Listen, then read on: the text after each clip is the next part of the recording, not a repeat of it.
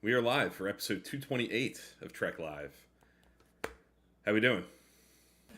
Doing great. Really excited to talk about some Star Trek. I know it seems like we're hitting a lot of rewatch recaps here, but I think once Strange New World kicks off, I think it's just going to be new Star Trek talk for a good amount of time. So I think it's good that we're covering our rewatches because I think it's about the new season of Trek is gonna take up a lot of conversation. So I'm excited to talk about some of our rewatches. Yeah, I'm really eager to, while Strange New World Season 2 is rolling, I think I'm really excited to dedicate some time to that. The episodic, juicy episode of the week, story of the week, I think would lend itself well to us, spending some time on those episodes as they're coming out. So I definitely want to make sure we have time to do that. And yeah, this rewatch recap is I'm having a lot of fun with it. I'm enjoying getting a chance to see your rankings as you do them for kind of the first time, put them side by side, and it's cool while we're doing it now. I mean, it's worked out up to this point. We might start diverting a little bit with my overlapping seasons, but up till now, basically, we've pretty much been simpatico as far as the pace and give or take a handful of episodes here or there. We're pretty close to being on the same page. So I really wanted to take advantage of that. Have us have plenty of chances to talk about episodes that we both are fresh on and have just kind of watched comparatively. Um, and yeah, we're coming up on the end of TNG. I'm about halfway into season 7 in my own rewatch. We just you just finished season 6.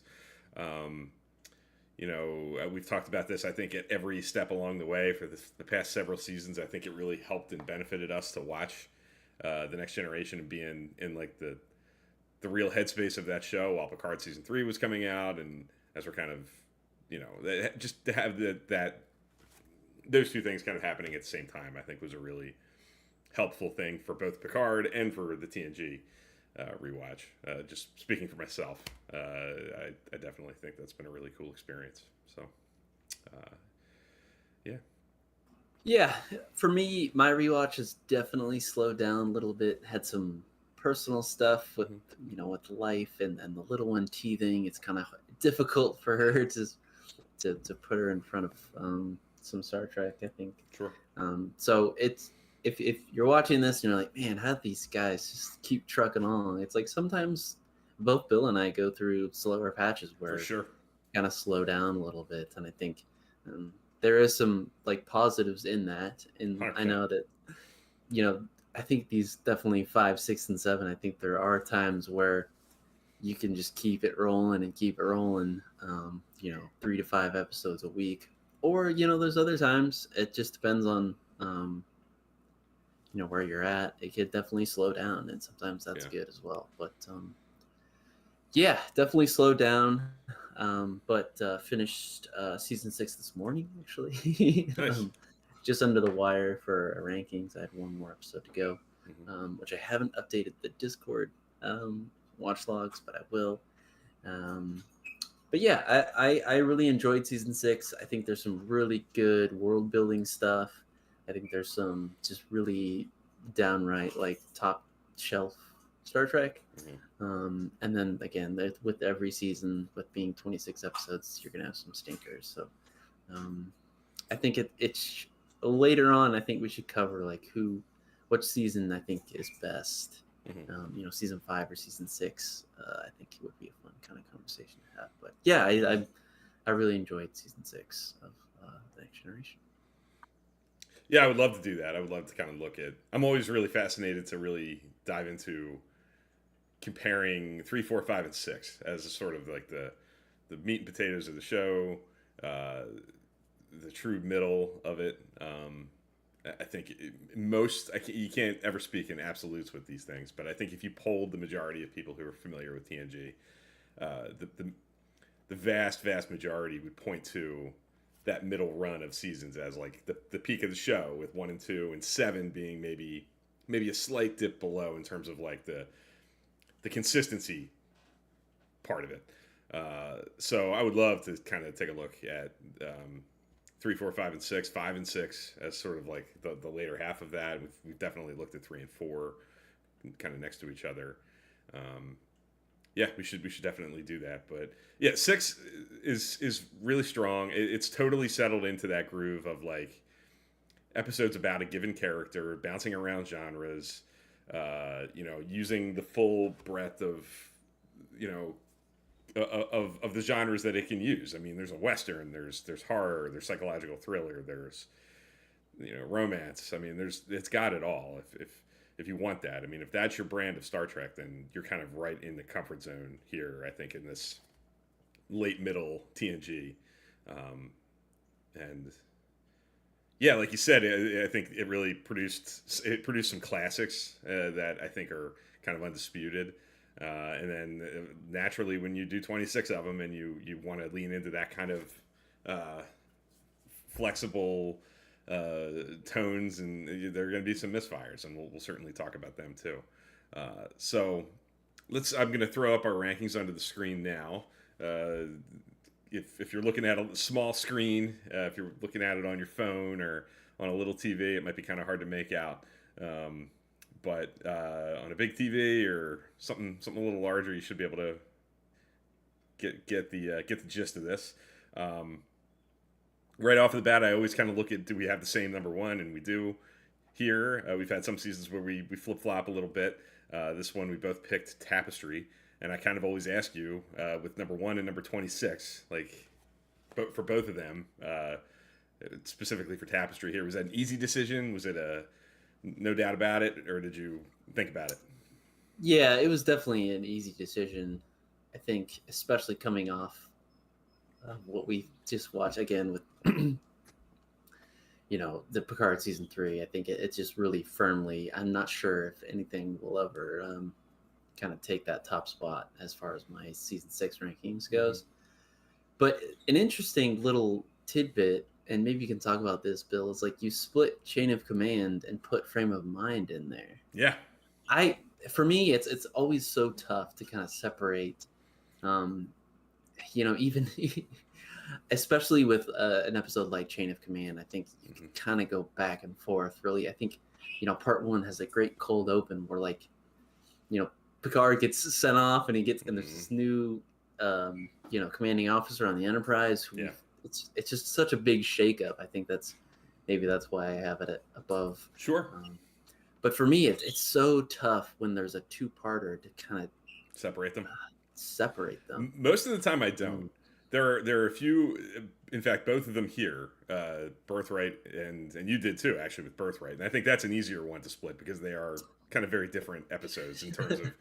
We'll definitely get to that. I definitely want to talk about Birthright. But for me, I think Chain of Command, I think of, if you think about it, at the very end of Chain of Command Part 1, Picard is dragged into Gul Madrid's torture chamber, and it stops there. So Part 2 is where that is, the Patrick Stewart, David Warner torture stuff. The lights, yeah, the lights. That's all in Part 2. Part 1 is more dominated by the Jellicoe kind of takeover, the conflict with Riker, the 3 shifts or 4 shifts, and the rubbing against the crew, the training in the cave. The actual like espionage of Picard, Worf, and Crusher, their training, their actual mission. That's all in Part 1. And I love them both. I love the Jellicoe stuff in Part 1. I think that's so into the nitty-gritty of Starfleet, getting to see a different captain, and it's something so relatable. I think if anybody's worked at a job for any period of time and has had different bosses come and go and had just different personality, just the rapid way that a different personality at the top can come in and just bang, change the tone completely and rub some people just a really hard way.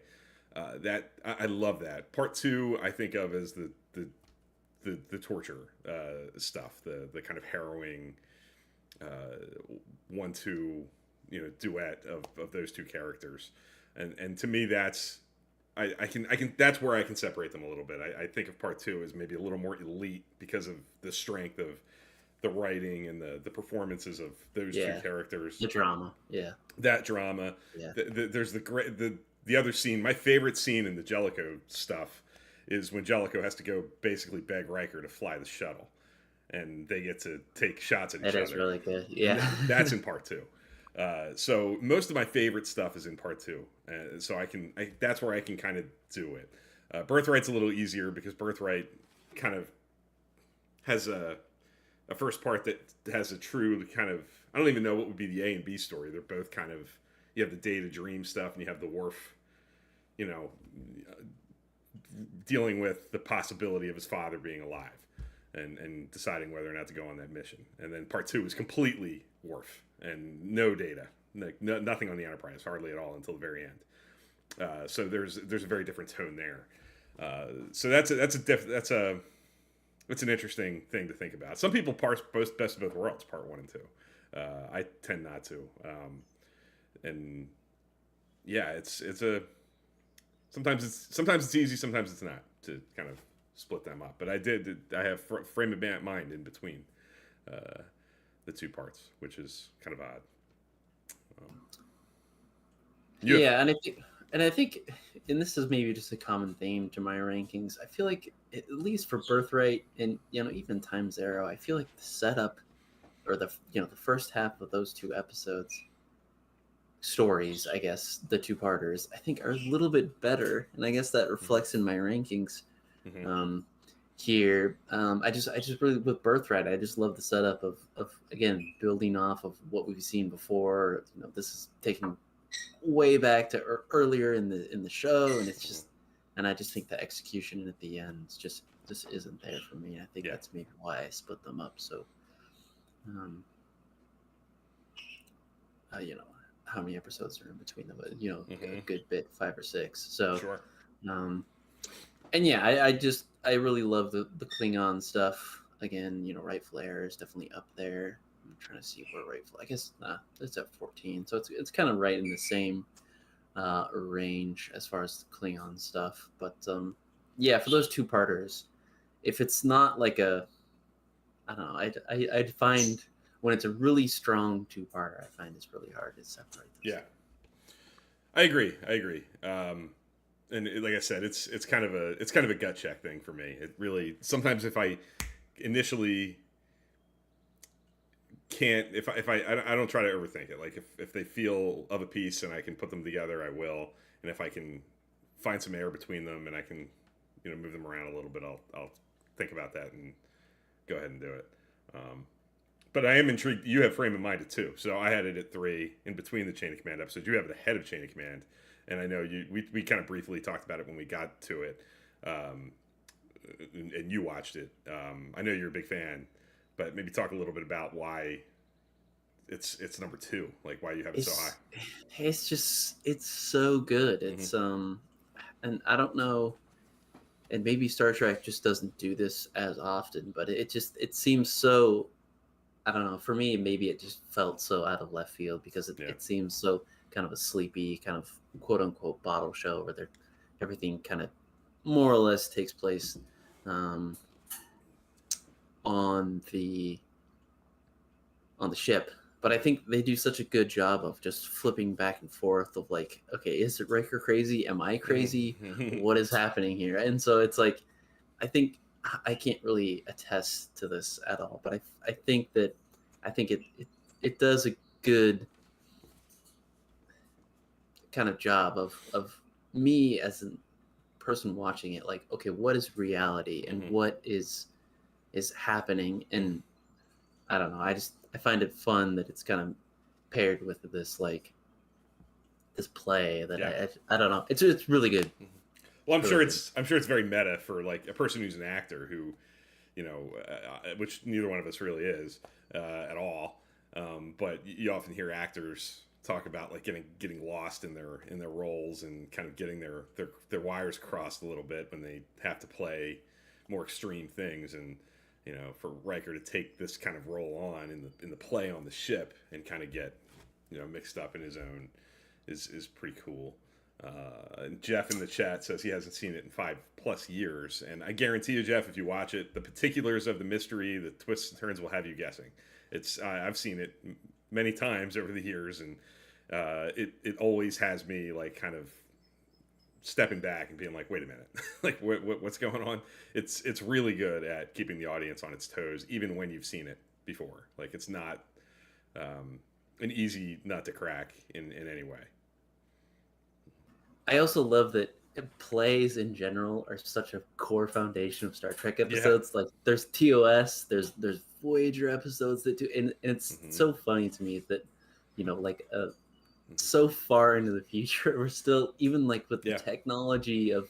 I guess that gives The me hope with holodeck. some of this Yeah. AI stuff. Like Hmm. it they're so advanced in technology, but they're still wanting to explore psyche and performance, and Yeah. it's just really hopeful for the future. I agree. I love that. I love that Star Trek leans so heavily into like theatricality and plays and the kind of most simplest form. And even in the holodeck, like using something like the holodeck, they're playing themselves. Like they're doing it. Like when the whole idea in the holodeck, the way that they portray it in like the Next Generation is you go into a holodeck program and play Hamlet. Like everybody gets to be an actor and to try to play these things and get into the minds of characters and things like that. So you're absolutely right.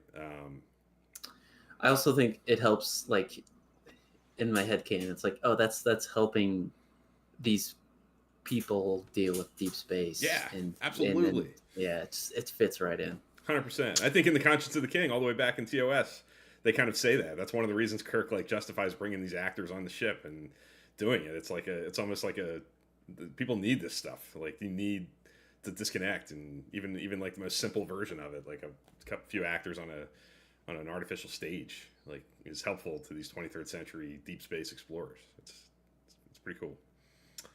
Um, Going to the bottom of the list, we have the same bottom three.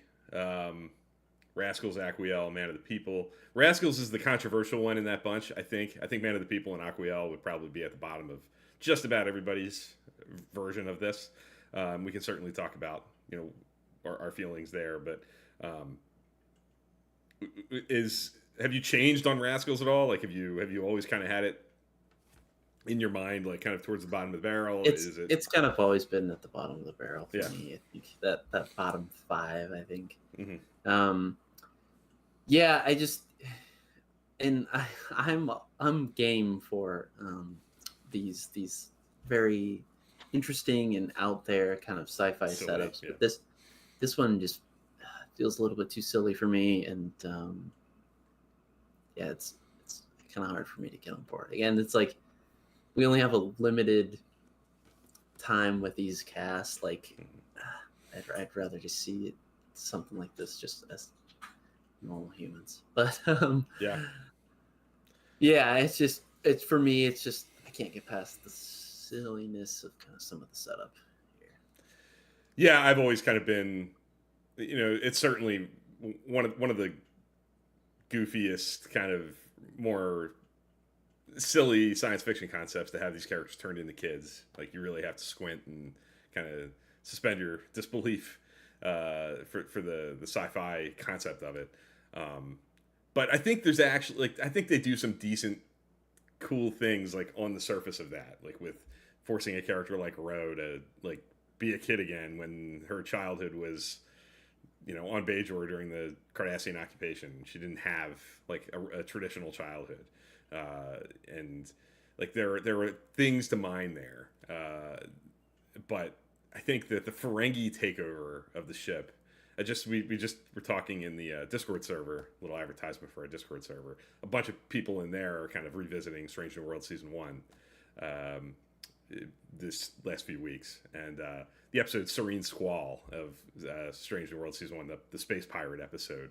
I kind of put in the same boat. There are things in that episode I really like, but it's like when the ship gets taken over really easily by characters who seem to be basically nitwits and not Find that hard to believe. yeah, Yeah. it's kind of that's where I get hung up. Like a Klingon bird of prey of Ferengi marauders taking the Enterprise, this 1,000 people, however many people on the ship, state of the art technology and security and all this stuff is just a bridge too far. So any momentum it gets from even some of the best things about the revisiting childhood idea kind of gets blanked by having to play that now, like Yeah. to take the ship back from Which this idiot Ferengi. yeah. Mm-hmm. That in it's like getting a Klingon warbird in itself might Yeah, be a tough feat. Like yeah. How did these this guys is do that? yeah. Yeah, it's kind of bizarre. Yeah.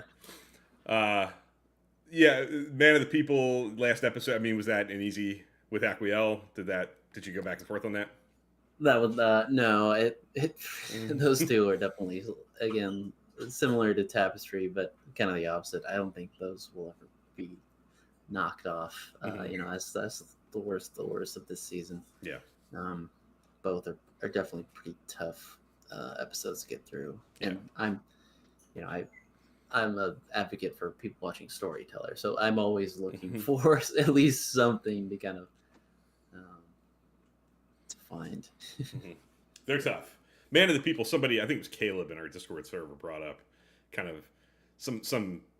And this is where I think Frame of Mind's really good. The psychological thriller kind of genre, the kind of telepathic aliens who usually have issues with Troy. Episodes like Violations of Man of the People, Dark Page in season 7. Like there's a definite like subgenre of very similar kinds of stories, and Man of the People I think is maybe the lowest of the low as far as they go.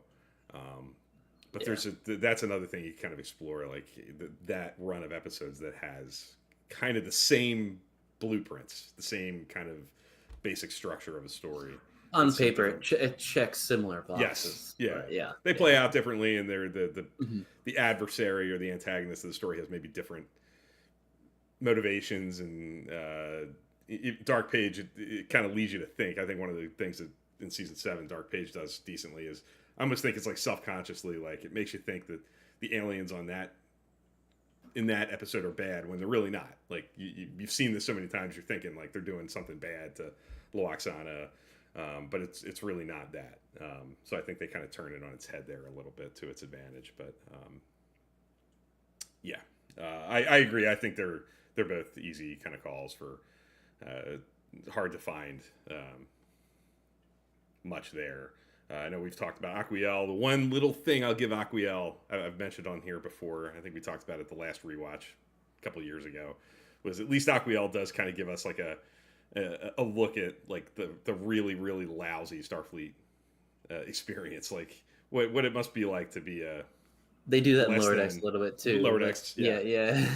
Starbase 18 or whatever it is. The worst postings of worst postings. That seems like one of the worst postings. Yeah. The idea of being stuck on like a relay station with one other person that you really don't like, and just the monotony of that is, not the thing we see in Star Trek very often. We get the more glamorous experience, even on the Cerritos, which is like the lower ship. You'd rather be on the Cerritos than that relay station with Aquiel and nobody else. Some episodes that we have some differences on are Second Chances. We have a 6th place difference. I have it at 13. You have it at 19. So you have it towards the bottom of the season. Interested, like, where do you kind of see that? Like, would you be thumbs down on it? Or are you more in the middle? Like, where do you kind of see? I feel like I'm more in the middle. Yeah. I really do like this really interesting sci-fi concept. Again, it's a similar kind of setup to Tapestry, and like you get to see like how the career went in a certain officer. Yeah. But I think it's just almost like a tease. I wish that.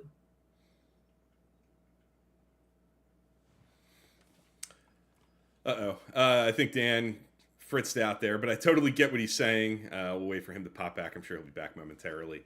But Second Chances definitely does. I think I said it in my Twitter review that it kind of mines a lot of the same territory that Tapestry does with looking at, again, second chances, getting an opportunity to look at a big decision or a big moment in your life and get to see what maybe things would have looked like if you went a different way.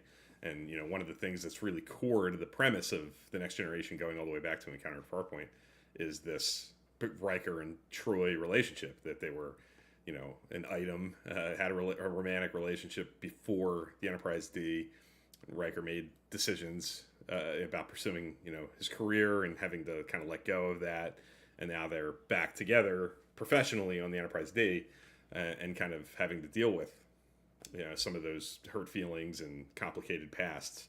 And Second Chances kind of looks at, a version of Riker that hadn't made that decision yet, and after many years of being alone and isolated, with kind of Deanna being on the forefront of his mind, getting a chance to revisit her, that major part of his life, and the way that forces our Will Riker to look at his own decisions, and was it the right thing to do or not, and does he have regrets? Would he do it differently? I like it for that. And when Dan comes back, I'll be interested to kind of pick up on that and maybe hear why that didn't resonate as much with him. But I've kind of grown to really like Second Chances. And we're back. I was kind of defending Second Chances in your absence, talking about its similarities to Tapestry, and the way that it gives our characters a chance to look back at past big decisions and see how things might have played differently, and forcing them to examine if they have regrets. But obviously, it didn't land with you the same way Tapestry did, which is no easy task to match Tapestry. But sitting at 19 on your ranks, I think it maybe could have been better if he made a different decision, and which they kind of retcon a little bit. Maybe a little bit down the road, maybe Deep Space Nine, but some of it, I think, to me would have been interesting to see how that 8 years kind of affected Riker's kind of decision to what he wants to do. We saw a little bit with the name change. Obviously, definitely, they seem a little bit different. But I think, and again, there was a little bit friction between them two, with him following orders and stuff, which you kind of get into a little bit. But again, he still ends up making the same decision of putting his career, their relationship. And so I think I would have loved to see a little bit more of a difference. Because I guess the episode's kind of telling us by him doing that he's still the same guy. He's still, at the end of the day, when he's pushed into these corners, he's going to make the same. But also, but then it gets kind of flip flopped with, in Deep Space Nine, where he makes a little bit different choices in his career. So I'm not sure. Well, I don't know. That's maybe a topic for maybe another time. But you're kind of getting at that decision at the end that Tom Riker makes is kind of what maybe sours the episode for me. Yeah. This episode. Some of the stuff in Deep Space Nine, I feel like I kind of resonate with because I think it kind of fits maybe Thomas's character. The Maquis might be a lost cause. He's been a lost cause for 8 years. I feel like that kind of, I don't know. I don't want to go off on a tangent here about Thomas Riker, but right. Yeah, that for me, kind of him making the same choice to put his career over everything, that sours it for me. Makes sense. Another thing that kind of I get drawn to just looking at the visual of the rankings next to each other is the way that they're kind of on the screen now. Is it's kind of the upper half and the second half, the top 13, bottom 13, right? Split in half. Relics is an episode that I think for a long time it was kind of automatically placed highly, I think, because of the presence of Scotty and the legacy and the connective tissue with the original series in TNG. But I think over the years, people have cooled on it for a lot of the same reasons that there's a lot of consistency, I think, out there when people talk about Relics. And you have it at 14 outside of that upper half. It's in your second half of season 6 TNG episodes. Are you kind of that similar mindset of, Geordi's a little rough, he's a little, or Scotty is too overbearing? Where do you kind of sit on Relics, and are you? I have no problem with Scotty. Mm-hmm. Like he's been trapped in the Yeah. transporter beam for how long? Yeah. Mm-hmm. He's always been really like that type of engineer who Yeah. wants to get their hands dirty Yeah. and dig into the nitty gritty. Right. And for me, like I'm not, I don't know. I'm really I feel like sometimes I'm really like overly too focused on keeping the character true to its form, and I Mm-hmm. just feel like the Geordi character does feel like just out of character. Mm-hmm. I To feel create like the conflict, like they needed to the create the conflict, so they had conflict, to do it. yeah, Yeah. and the rest of the episode kind of falls away from Mm-hmm. that. Like I don't know. They just made him kind of out of character to Mm-hmm. create this really big storyline, like almost like a B plot. Mm-hmm. And it's not even just this episode. Like I feel like Jory feels out of character a little bit in Aquiel. Like I feel like he wouldn't fall head over heels so quickly. Yeah. I don't know. Especially like I would love to see a little bit of hesitation, especially after his nightmare of a situation with in season 5 with some other love interests. Like I feel like it just feels a little bit all over the place with some of his characters. So that's why it brings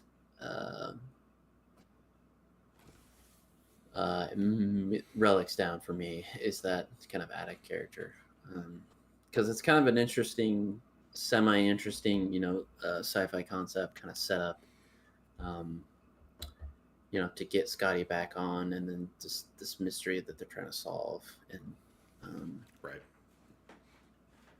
yeah, it's a character for me. And I think they, to be fair, especially in this later, this is where you get into some interesting, like if you start looking at seasons, and you can really dive deep into the show and like strengths of characters at different points of the show. I think Geordi here in these last couple seasons is a little bit of a struggle. Yeah, like Yeah. I just watched that last week. There's a big Geordi episode in season 7, Interface, and he kind of similarly, he thinks his mom is you'll be watching it soon. It's very early in season 7. He thinks he's lost his mom, and he's he gets very brash with his like how he responds to orders and how kind of rebellious he gets, and I feel like that comes on late in the show with episodes like Aquiel and Interface, and I feel like it never quite feels right. I just never totally buy it. Increasingly lately, my favorite Geordi stuff comes with Data. Like the more he's with Data, and it's more of like that mentor, friendship dynamic that's kind of powering Geordi's stuff. The more I'm, in love with that character, and I think the writers had some bad instincts at times with how to allow him to drive stories. So, yeah. Yeah, because I don't know. I think at least for me, I always forget how strong that friendship is with him and Jordy, and I think you see some of that through the seasons, even into um, the end of the season, the beginning of the season. I just think I don't know. I always forget about that friendship. I think there's other friendships that um, get more love, and the podcast and on Twitter. But I think that it is very strong, and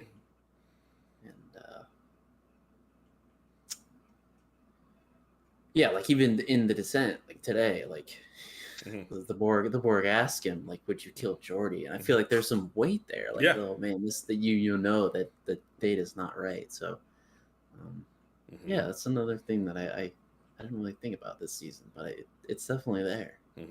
Yeah. I mean, Relics is, I think, a much better episode than Aquiel and Interface later on. But even in an episode that I think I'm positive on, because I have a little higher than you. I have it at 11. I gave it a B plus, which feels kind. Yeah, B plus.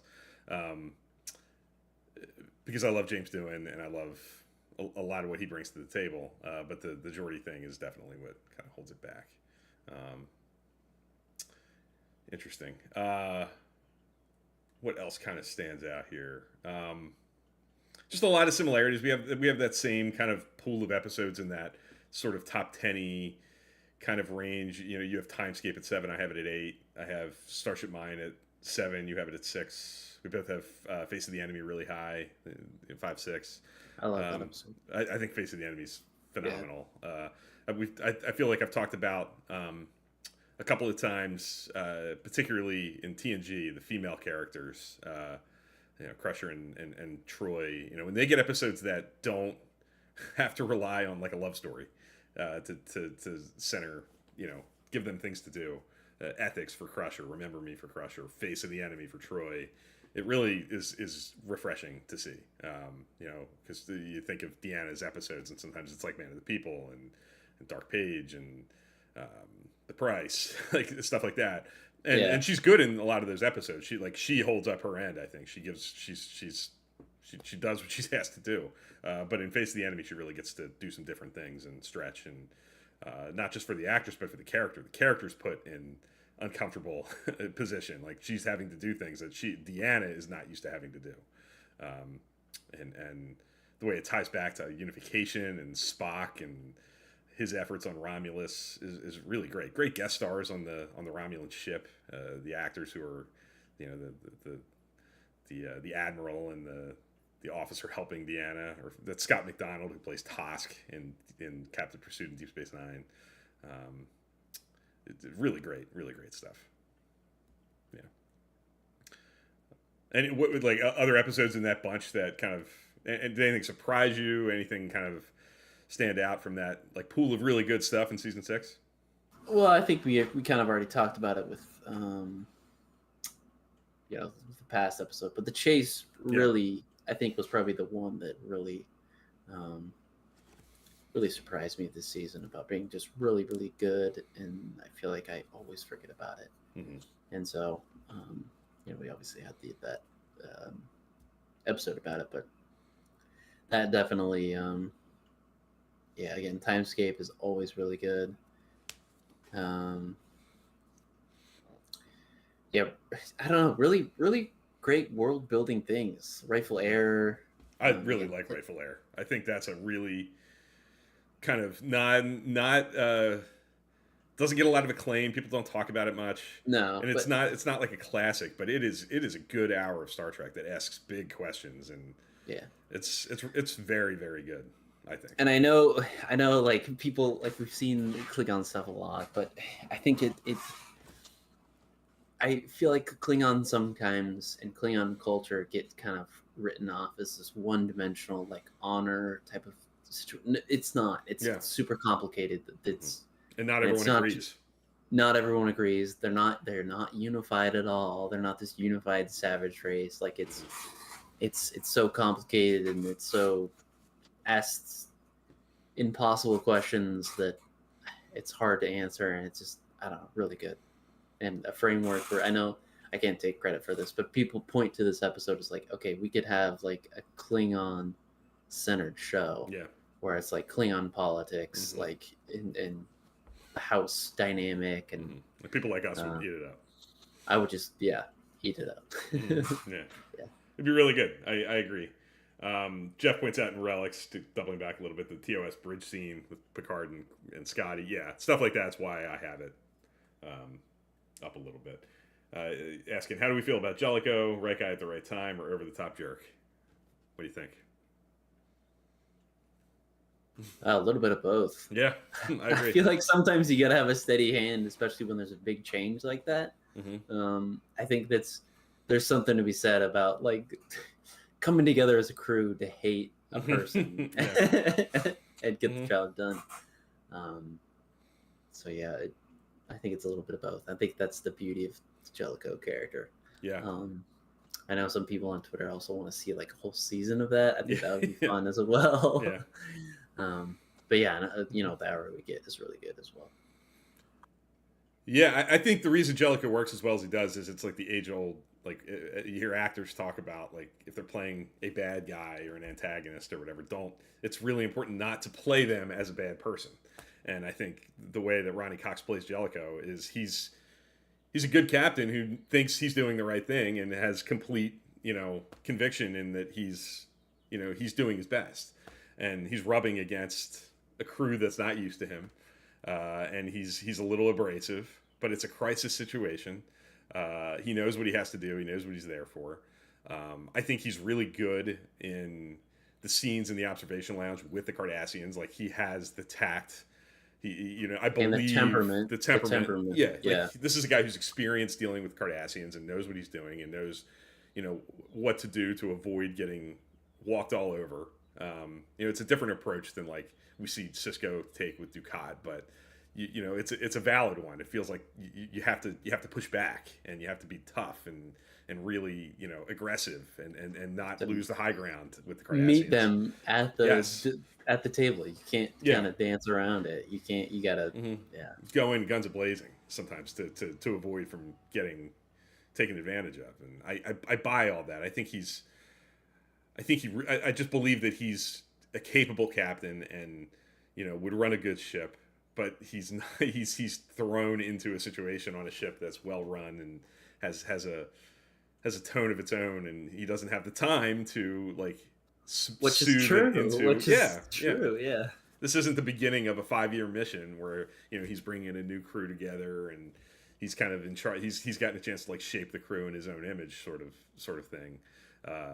He's kind of thrown in with what he's got, and is doing it the way he knows how to do it. And you often hear, like, in sports, like, what do they always say about like what makes a good coach? Like, they have to be true to themselves. If they try to be somebody they're not, the team will like sense that in a second, and will turn and won't buy anything they say. And the one thing you can say about Jellicoe is like, he is who he is, and he's gonna do what he's gonna do. And if you don't like it, you're gonna be off the team. You're gonna go play someplace else. So I've never had a big issue with Jellicoe. I mean, I think he's more than anything, he brings really good drama to the episode, and I think it's really cool to see Riker on the back of his feet and having to react that way. Jeff's also saying rightful heir, very good. Maybe the actor Kevin Conway, who plays Kahless, maybe not quite right for the role. I think I can kind of agree with that. That might be maybe part of why I don't necessarily elevate it beyond where it is. But I love the premise of that episode so much. I think and everything Dan said about bringing nuance to the Klingon culture and all that good stuff is just really valuable. Anything else kind of stand out? True Q, real quick. That's another one that we're a few spots different on. I have it at 19. You have it at 23, all the way down, like right above that bottom 3 that we're kind of the same on. Are you kind of just over the more comedic version of Q at this point of the show, the less serious, not tapestry kind of model of Q? Yeah, it just doesn't feel. I think there was definitely ups and downs, but he felt dangerous in Tapestry and in some of these earlier episodes. This just feels less serious and some really just dark truth to kind of the Q. Like, did Q kill her parents? Yeah, I think so. Or did he not save her parents? Or nobody wants to kind of talk about that. I don't know. That just feels I don't know, just not serious. Not seriously handled, like serious material that's kind of handled flippantly in that. Yeah. Well, I mean that too, but just the Q character in general, and I guess that's maybe a testament to Q just being the loose cannon that he is. Like, when he shows up on the ship, you really don't know what you're going to get from him. You're going to get this really dangerous, just unpredictable Q.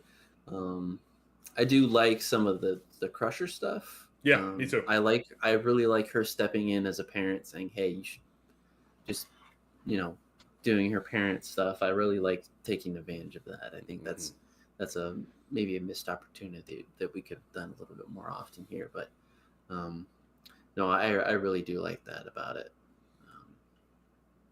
That's my favorite thing about it. Even more than, like, I love John Delancey, and I think he brings a wild card element to the show whenever he's there. even when the episodes aren't, home runs necessarily. But I think the Crusher stuff is actually really good. I think, like you said, it takes advantage of her kind of core character traits, the mother, somebody who would be comfortable mentoring a young person trying to make decisions about where to go in life and what path they want to take. I think she's a natural for that, and it's nice to see again her used in a role like that. And she's good. Any other thoughts on season 6? I know we both. Not season 6. If you wanted to talk about Deep Space Nine, totally you don't have to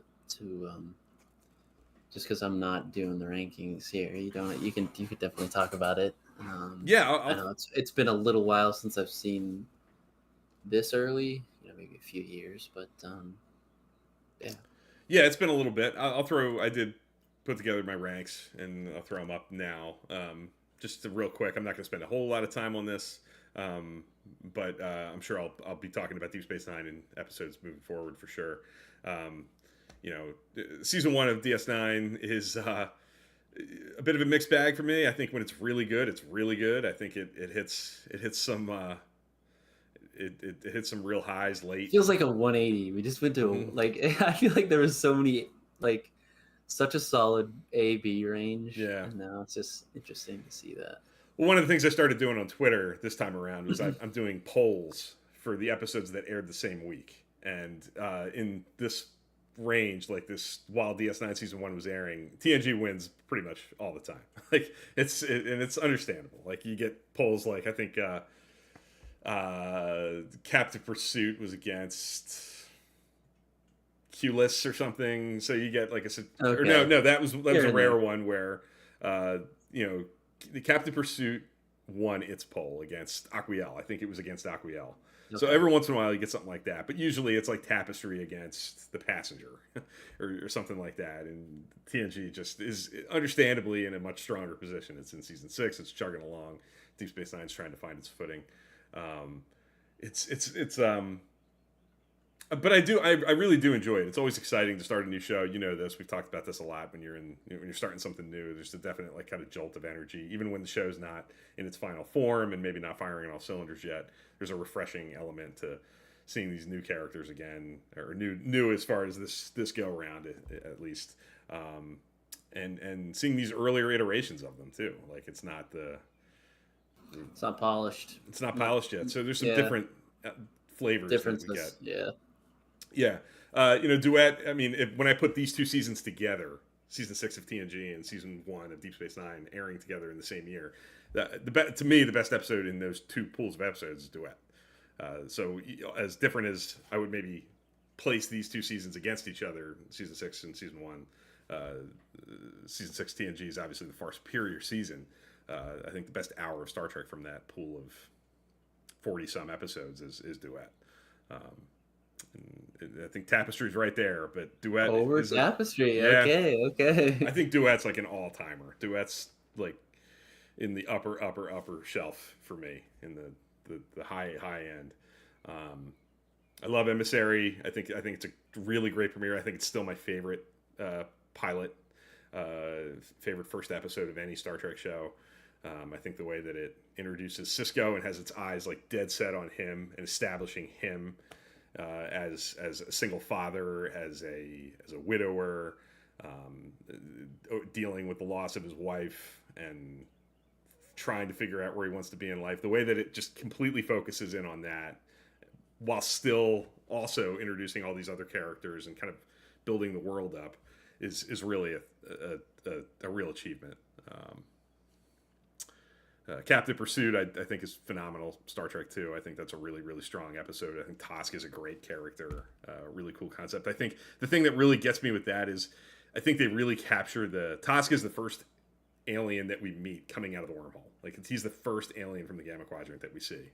And takes advantage of the premise very well. That's a big deal. Like when he comes out of that wormhole and they're like, holy shit, this is a species from all the way out there. And for Starfleet, that's a huge thing. A true first contact kind of a thing. So I think they do a really nice job of that. But there's a definite drop off, I think, from like In the Hands of the Prophets down. progress I think is really strong. But there's a lot of just okay stuff in season one. There's promising elements being introduced. There's quality stuff, world building stuff with the Cardassians and the Bajorans, with you know, Kira and her background. I think there's a lot of good work being done there. You know, I think Odo has a lot of good moments. A lot of the Quark Odo dynamics get really heavily used early on in the show, and I think to good effect. But it's not the most memorable pool of episodes for sure. Once you get into that middle, you know, with things like the Forsaken and Vortex, Babel, Dax, Dramatis Persona, like they're good things in those episodes, but they're not. You know, they don't cohesively come together as like great episodes of Star Trek necessarily. Yeah, it's hard because I know people are hard on, you know, generally season ones, but if you look, compare Next Generation season one to Deep Space Nine season one, who has the stronger episode here or stronger season? I think DS9 season one. Mm-hmm. There's some good stuff in TNG season one, but there's no duet, and there's no emissary. I don't think there's anything in TNG season one as good as either one of those two episodes. Yeah. Mm-hmm. Yeah. Does anything, like, just from your memory? I know you said it's been a couple of years now since you did DS9 season one. Anything kind of pop as like a don't agree with that, don't remember that kind of thing? This kind of seems definitely something that I gotta get on board with. I think Storyteller might be perfect where it is. I think, but you have to watch it because it is the start of some good stuff. So, is your memory of Move Along Home like? I mean, I know it's one of those. I just watched Sub Rosa, and I feel like there's a little subset of episodes that are like the cult classics. The so bad they're good. They have fans in the camp. Cult, I think variety. And Move Along Home is one of them. Like, where do you?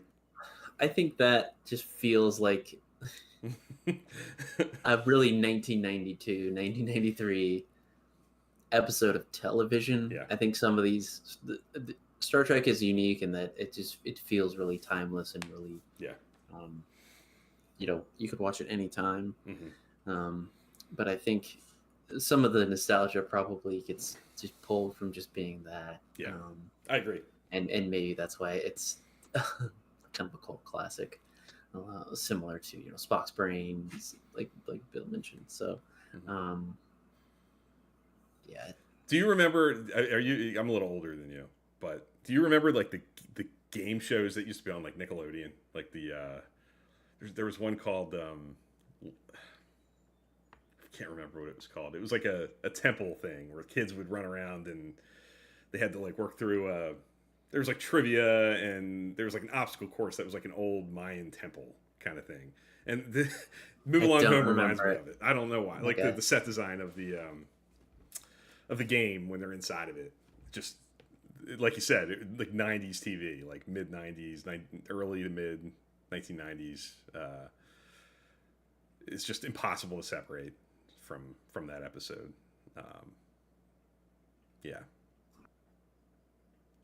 You're trying to look it up, so yeah, you'll find. I mean, if you watch Nickelodeon at a certain time, is it Legends of the Hidden Temple? Yes, that's it. Okay, that's it. Yep. I don't remember this, but this does look like yeah, I definitely get that. They have to do things like the a la Moraine, hopscotch, say the rhyme. Like the kids in that show are doing similar things, and they were made around the same time. So, and I was watching that game show around the same time. So I think they are kind of linked forever for me, and it doesn't do Move Along Home any favors for me either. So, yeah. Yeah, we'll keep doing this. It's going to be different. It's going to be more challenging when we're on different pages as far as what we're watching, how we're going to format this, and talk about, you know, our rewatches. We always did it. I mean, going back years of talking about what we've been watching in Star Trek. We very rarely were on the same page. So we may have to revert back a little bit to the old way when we're on little more different paths. Yeah, I think we'll still be in the same shows. I'll just be a little bit farther behind. Yeah, because I just have to finish TNG. Probably gonna do some TNG movies, and Mhm. then I'll probably be into Deep Space Nine season 1. So, um, we won't be too far behind. Do my best to keep rolling, even though there's gonna be new Star Trek on. Yeah. Um, And it might cause me to slow down a little bit too. I mean, yeah, I could definitely. I go through phases. I mean, if you follow me, there are weekends where I don't do much. I'll do just a handful, and there are weekends where I burn through a bunch. And it's all kind of just driven by what's going on and how life is situated that weekend, and you know it can be unpredictable. But the next time we're here will be 2 weeks from now, and there will be 2 episodes of Strange New World season 2 by then. So I think that's going to be the focus that weekend. We'll talk about our feelings on those first couple episodes and how we're feeling about Strange New Worlds as a whole. 2 episodes in, and as the season keeps rolling, I'm sure we'll be kind of juggling some new topics, but Strange New Worlds episodes and our rewatches as well. So stay tuned to Twitter to get like I try to do ahead of time. What we're going to be talking about, how we're going to be covering Star Trek that week, and yeah. Yeah, be careful on which hashtags you don't have blocked, because there are probably some spoilers out there that are floating around. If you're watching Strange New Worlds, there will be spoiler areas on once the episode gets released. So if you're like, I haven't seen it yet, I'm gonna stay off Discord. It's still okay. There's still channels and stuff that you can stay away from that. Do our best to try to keep it in that contained area, because there's been some discussion out of that area. So we're just housekeeping stuff. But yeah, Bill mentioned it. The discussion does not stop here. Twitter, Discord, best places to keep that going. We'll be back to talk about first episodes of Strange New Worlds. I want to thank everybody for watching. If you guys have rankings, let us know. We want to hear from you guys. What are your favorite episodes of season 6? Least favorite Yep. episodes of season 6? Even if you can't rank the whole season, I'd love to hear favorites, least favorites, overall impressions. Yeah. Yep. Do you agree with some of it? Do you disagree? Anything and everything, just let us know. So yeah, we will look forward to seeing you guys in 2 weeks. Thank everybody for watching. And again, we'll see you next time. Yep.